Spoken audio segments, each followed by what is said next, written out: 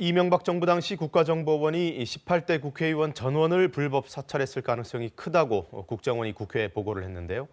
관련해서 당시 청와대가 보관하던 검찰, 경찰, 국세청의 자료도 국정원으로 다 보내져서 통합 관리된 정황이 파악됐습니다. 보도에 김지숙 기자입니다. 김승환 전북교육감이 국정원으로부터 받은 문건입니다. 2009년 청와대 민정수석실이 협조관계 구축 및 견제 차원에서 국회의원에 대한 신상 자료가 필요하다. 국정원에 국회의원 전원에 대한 신상 자료 관리를 요청했다고 적혀 있습니다. 이후 국정원의 자체 조사에서 당시 청와대가 보관하고 있던 자료도 국정원으로 보내진 걸로 확인됐습니다. 국정원 고위 관계자는 KBS에 야당 의원을 사찰하라고 했다가 여당 의원도 요청했다. 청와대가 보관하던 검찰과 경찰, 국세청 자료도 국정원으로 보내 통합 관리한다는 내용이 있다고 전했습니다. 자치단체장들에 대한 사찰 가능성도 제기됩니다.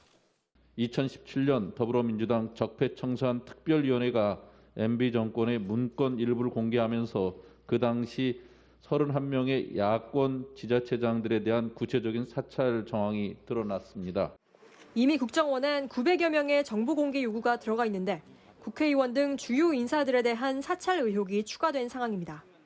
민주당에선 국정원이 사찰 대상자들에게 관련 자료를 제공하고 해당 자료는 모두 폐기하는 결의안이 추진되고 있습니다.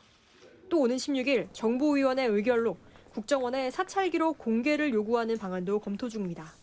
보고서가 있다면 이름 같은 것은 블랭크 처리를 하고 보고서를 받아볼 수는 있지 않을까 하는 생각을 일단은 해봅니다. 다만 개인정보보호법 위반 가능성이 있습니다. 개인에 대한 워낙 민감한 그러니까 사찰성 정보이기 때문에 개인의 인권이나 이런 것들도 중요시해야 되고 국가안보에 관한 사항도 들어있을 수 있거든요. 국민의힘 의원들은 개인의 민감한 정보라며 대부분 공개에 반대하는 분위기고 일부에선 민주당이 정치 공세 소재로 이용하고 있다고 의심하고 있습니다. KBS 뉴스 김지숙입니다.